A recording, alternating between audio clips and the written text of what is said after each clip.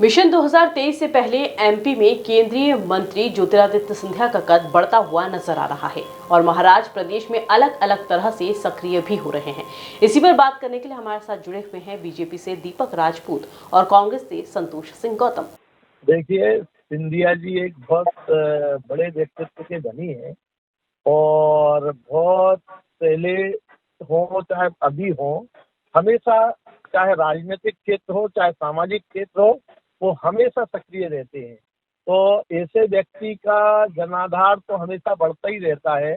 और रही वर्तमान परिस्थिति की बात, तो भारतीय जनता पार्टी के बहुत वरिष्ठ लीडर हैं और केंद्रीय मंत्री हैं। तो निश्चित तौर पे उनके पार्टी के कंधे से कंधा मिला के आगे चल रहे हैं, तो उनका कद तो बढ़ेगा ही।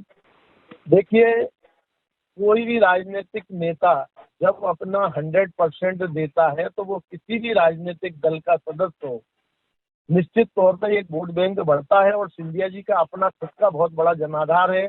और फिर भारतीय जनता पार्टी जैसे विश्व की सबसे बड़ी पार्टी के वो एक ऊर्जावान नेतृत्व करता है, तो उसका बहुत फर्क पड़ेगा और बहुत वोट बैंक में वृद्धि होगी निश्चित तौर पे।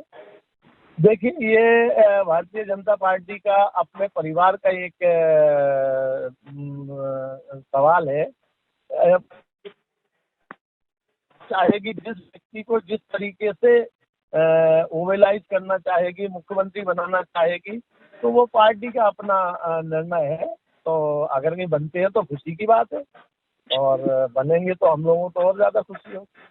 देखिए, एक बात मैं स्पष्ट कर दूं कि ज्योतिरादित्य सिंधिया भारतीय जनता पार्टी में जब से गए हैं तब से अपने आप को उपेक्षित महसूस कर रहे हैं और भारतीय जनता पार्टी ने लगातार उनको दरकिनार करके रखा हुआ है। आप देखिए, उपचुनाव को छोड़ के जहां भी ज्योतिरादित्य सिंधिया किसी भी कार्यक्रम में गए हैं, चौथी और पांचवी पंक्ति में उनको जगह मिली है। और इसीलिए अभी अमित शाह जी को ये रिपेयर करना पड़ा कि ज्योतिरादित्य सिंधिया को भी आपको महत्व देना पड़ेगा, ऐसा उन्होंने अंदरूनी मीटिंग्स में बोला है, जो कि हमको सूचना मिली है। लेकिन एक बात स्पष्ट है कि भारतीय जनता पार्टी के जो मूल कार्यकर्ता हैं, जो वास्तविक भाजपा है, वो किसी भी प्रकार से सिंधिया भाजपा को पसंद नहीं कर रही है, क्योंकि ये लोग आयातित लोग हैं। इन्होंने कांग्रेस के साथ गद्दारी की है और इसको निश्चित रूप से भारतीय जनता पार्टी के मूल कार्यकर्ता भी पसंद नहीं कर रहे हैं। तो मैं एक बात स्पष्ट कर दूं कि ज्योतिरादित्य सिंधिया और शिवराज सिंधिया के बीच में जो टकराव है, उससे अधिक टकराव नाराज जो भाजपा उससे होने वाला है इनका। मैं समझता हूं कि भारतीय जनता पार्टी किसी प्रकार से ज्योतिरादित्य सिंधिया को हजम करने वाली नहीं है।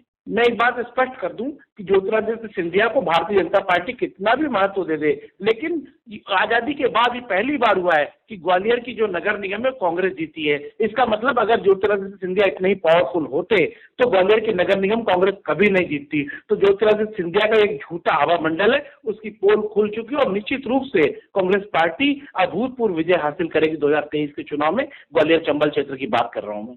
निश्चित रूप से ज्योतिरादित्य सिंधिया भारतीय जनता पार्टी के लिए यूज एंड थ्रो का मामला है, वो डिस्पोजल आइटम है भारतीय जनता पार्टी के लिए। तो भारतीय जनता पार्टी कभी भी उनको किसी महत्वपूर्ण पद पर नहीं बैठाने वाली, क्योंकि उनकी निष्ठा संदिग्ध है और एक बार जो गद्दारी कर चुका है वो हमेशा के लिए उस पर गद्दारी की छाप लग जाती है।